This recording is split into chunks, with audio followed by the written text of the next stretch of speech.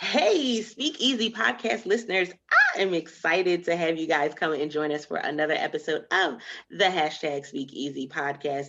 We are super well into this life after COVID series, and I'm excited that we did it. I'm happy that we did it because we've really touched on some topics that for life and for business that could definitely propel you to not just survive everything that we've gone through, but to thrive and come out on top. So, this is why today's episode is definitely one that has, kind of made me get all the feel goods because when it comes to being a blogger, when it comes to being a podcaster and an entrepreneur and an author, learning about SEO was not at the top of my list. But we've seen some things within the last year that made me go back and say, oh, I see why that was important. So that's exactly why I'm excited to have my guest on today, John. Hello, John. Hi, Otviz. I'm excited to be on your show today. Thank you for having me. This is going to be an epic episode because Speak Easy podcast listeners, I'm going to be raw. I'm going to let you know I had no idea what SEO was, why I needed it, what it could do for me. It was just a batch of three letters that somebody kept throwing out. And I was like, it sounds good, but I'm going to be over here. So, John, before we hop into today's topic, let the studio audience know a little bit about you. Definitely. So my name's John Vuong. I started this agency called Local SEO Search 8 years ago. So back in 2013. And prior to that, I actually worked in advertising sales for 10 years in both traditional advertising as well as online affiliate marketing. And then I stayed at my longest tenure before I started my agency called Yellow Pages. And I'm sure you've heard of it, you know of it. It was pretty much a printed directory phone book going out to every single home business for free. And it was a most comprehensive business directory for years, and I would say generations or centuries, right? Before, of course, the internet and Google started replacing the user behavior and intent. So at that time, while I was working at Yellow Pages, customers were advising me trends were moving, shifting away from printed traditional ways of behaviors of how people seeked out their product or service. And they were finding things much more quicker, easier, much more faster, accessibility, much more content rich online, digital. So that's where I kind of pivoted away from advertising sales to starting my own agency because clients were telling me they were spending more than ever in traditional, getting less and less return on the investment. And they wanted a better avenue or someone they can trust to do what they know was happening, but they didn't know who to go with, right? So I wanted to be their middle guy to transition. So I had to figure out what SEO was, learn how to do it well, build a team around it, and then perform really high quality, valued work for my customers to give them the best ROI for them. Oh my goodness. So something that I want to touch on before we touch into the topic was that, did y'all hear what John just said? So he saw that something was changing. This speaks directly to everything going on with COVID. He saw something was changing and he said, wait, not only is something changing, I need to change. Let me go find out what's going on over here. Let me do the research and then let me step into what I can do in that space, in that field. I absolutely love that because I think a lot of times we're scared to change, right? We see things moving like we have over the last 12 months. We see things moving and we're stuck in that, well, I just wanted to stay the way it is or the way that it was. And so, I knew this was going to be a great episode. So let's just put it all out there on the table. John, I didn't know what SEO was. I didn't know how it could benefit me. And I've been podcasting for 4 years. I've been blogging since 2011, so almost 10 years. And it was not until 2020, in the midst of a pandemic, that I really started to tap into, ah, there really is something going on with this SEO. So let's give everybody the foundational piece. What is SEO? What do they need to know about SEO? Yeah, so I'll just break it down. Search engine optimization. What it stands for is helping your website position yourself naturally or non-paid on the first page of Google, which is typically when you do a search query, you're seeing ads at the top, you're seeing a map below that, and below that is also organic and natural in nature. So as an SEO professional or agency, we focus on helping you get uncovered and more visible on the map and below, not the paid, because anyone can pay to play. But what you, me, and majority of the people, they know the difference between a paid ad and a organic ad. And most people won't click on the paid ads because you know someone paid to be there. You want to make sure that you click, well, you as a user or potential buyer know the difference, right? And you're wanting to be in control. You want to vet, and you also feel Google's done their best job matching you with the best websites for your history, search query behavior, everything else. So my suggestion is when you figure out how powerful SEO is, because majority of people are using Google 20 times a day, 10 times a day without even knowing it.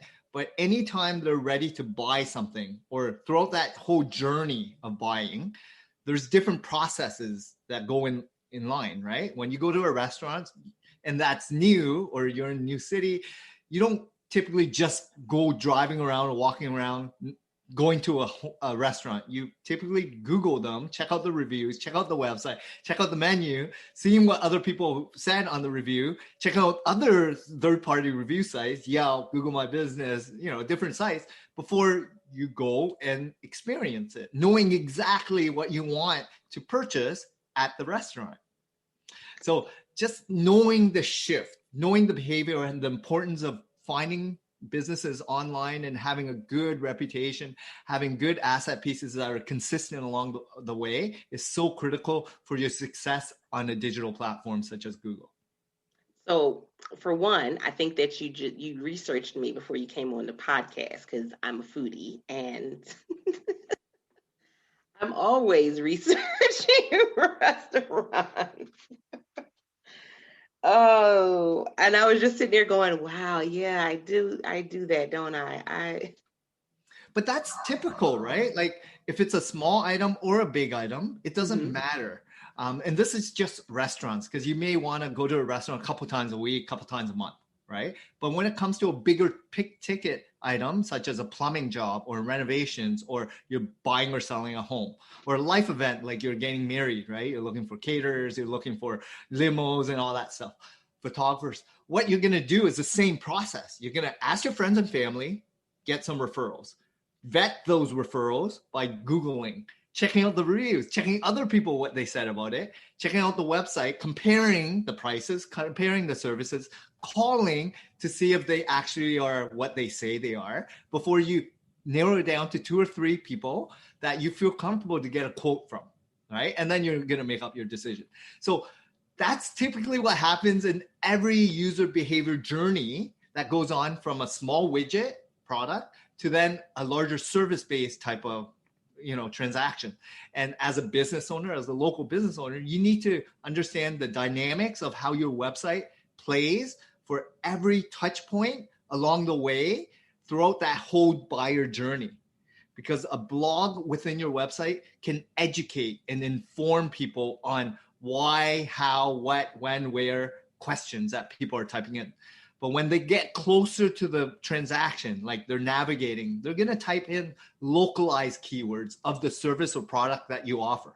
Because typically people search broad terms, very organic in nature. And then when they're ready to buy, they micro focus on a localized term, right? Mm-hmm. And then what's going to happen is when they're ready to buy, they're probably typing in best, top, these terms that people don't expect, but you need to know to rank as well, right? So along that whole journey, there's different phrases, different keywords, and your website has to hit and match the different type of persona avatars that are seeking out your product or service along the way. Oh, wow, I love that. So, and it's so funny because if y'all weren't listening, pause it, rewind, go back.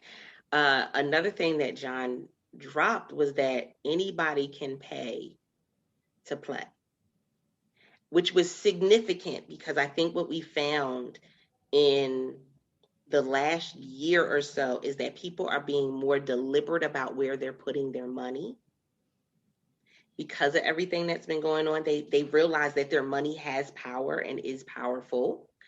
And so just paying for an ad isn't going to do it anymore. And I'm going to drop this as well.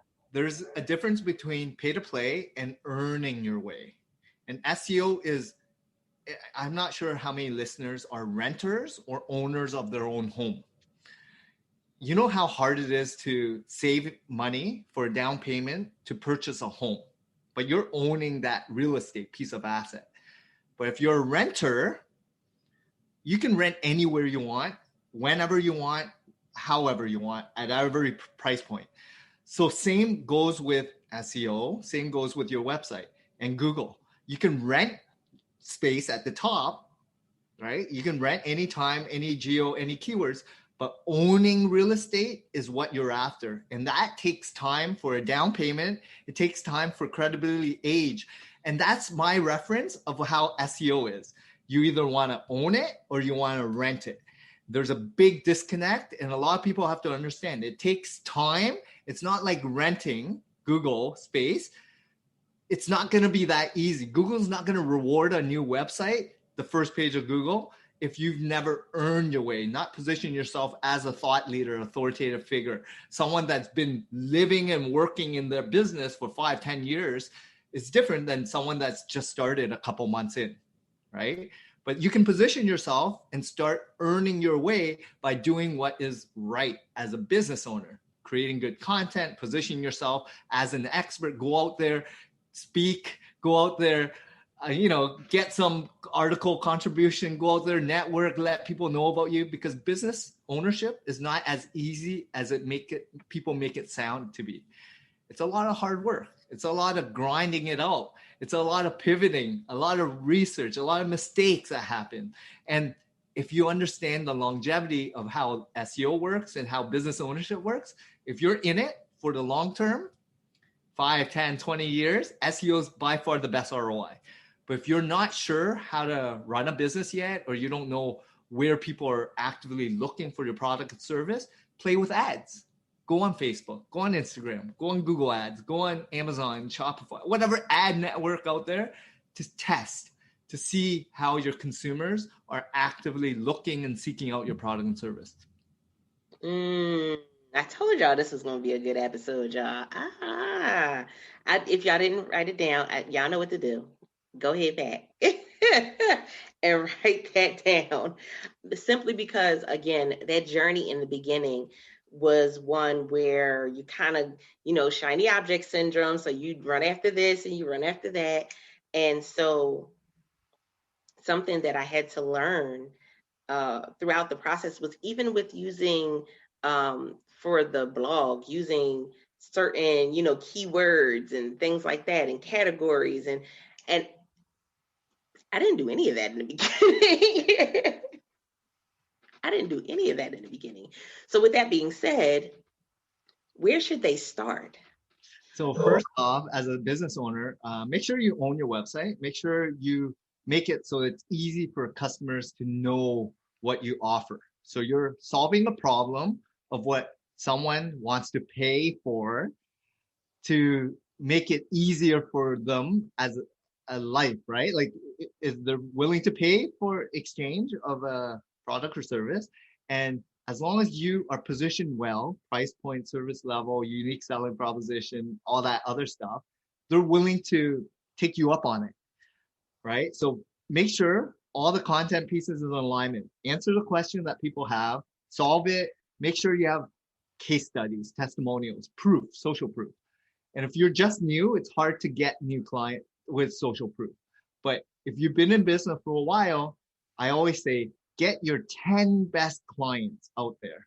Know exactly what they do, how they do it, what's their personality, how they shop, where do they shop, what's their age demographic, all that stuff. Know as much as you can about that avatar.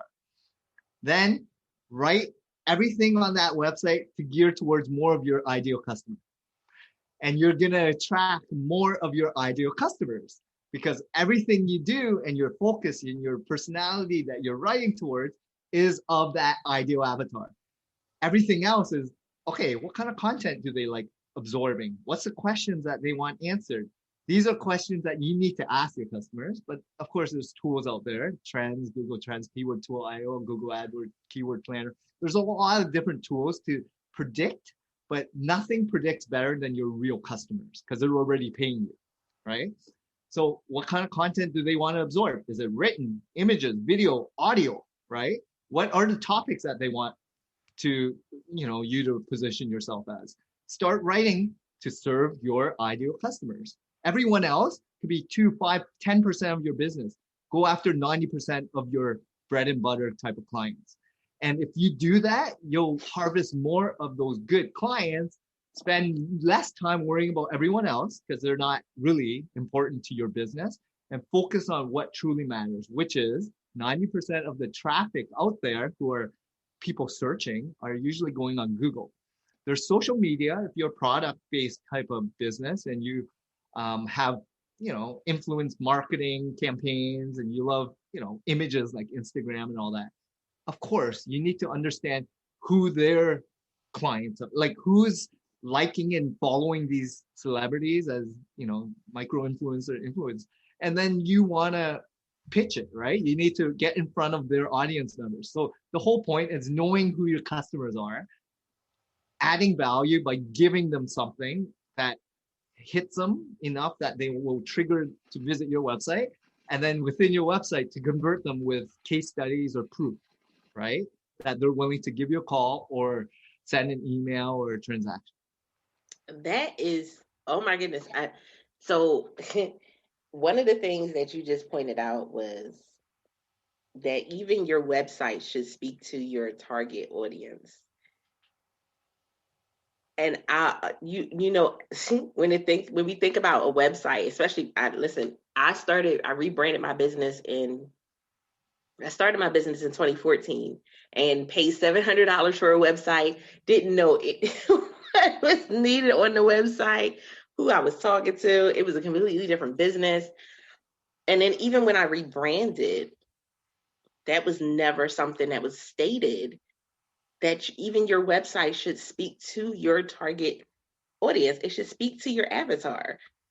It's the number one thing that you should focus on in business in general, right? Like if you've been in business for a couple of years, you kind of know how to run a business now. Now it's all about marketing, branding, and getting more sales or scaling, right? Getting in front of more people that are actively looking for your product and service because they're out there. And there's a lot of competitors that are getting a lot of those leads, getting a lot of those prospects. And how are they doing it?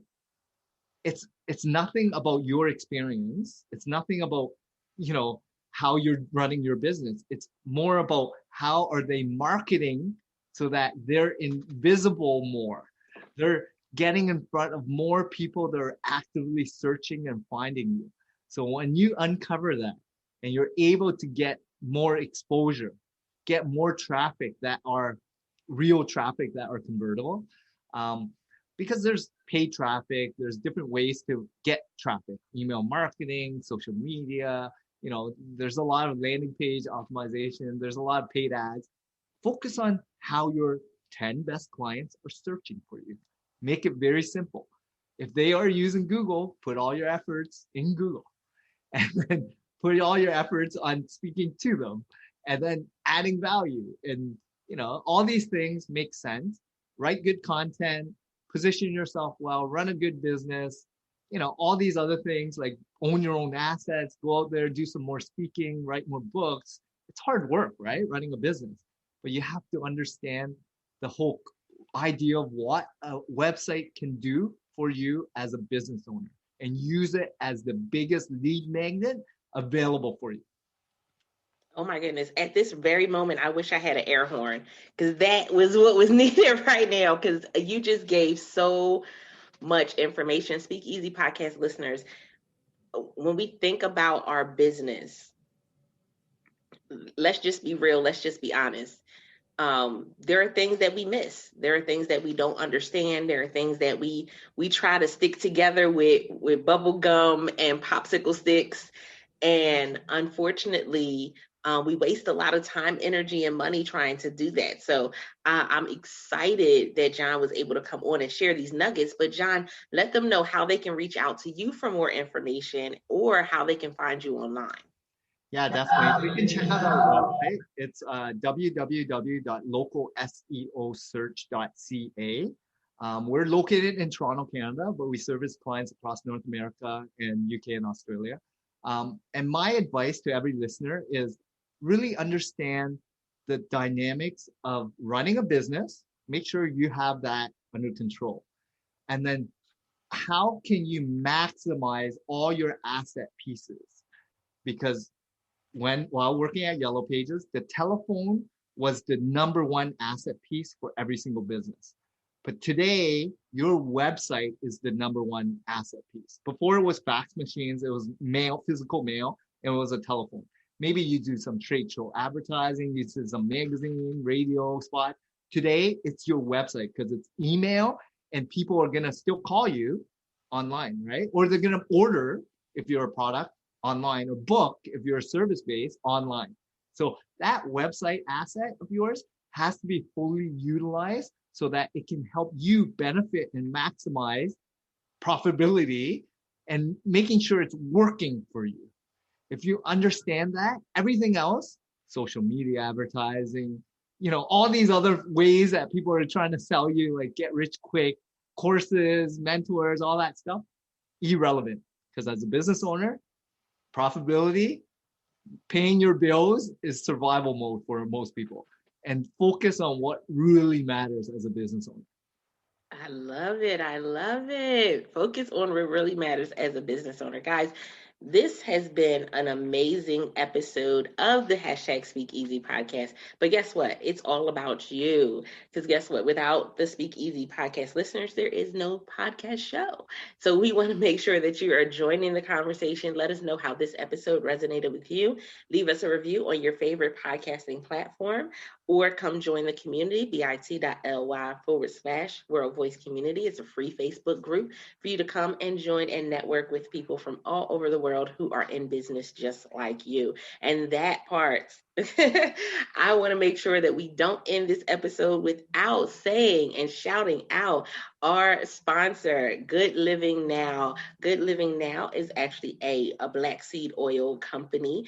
You want to go to bit.ly/a greater life and research and look at Harold LaFlaw, who is the CEO and founder of the company, who actually was taking black seed oil as he was going through chemo and after chemo for cancer. Well, actually not going through chemo, but his cancer story is on the website. Definitely go check it out. bit.ly/a greater life. And if you choose to get some, you can definitely get it through that link as well. I appreciate each and every one of you guys for checking out the hashtag Speak Easy podcast. And until next time, don't forget to press it out. See ya.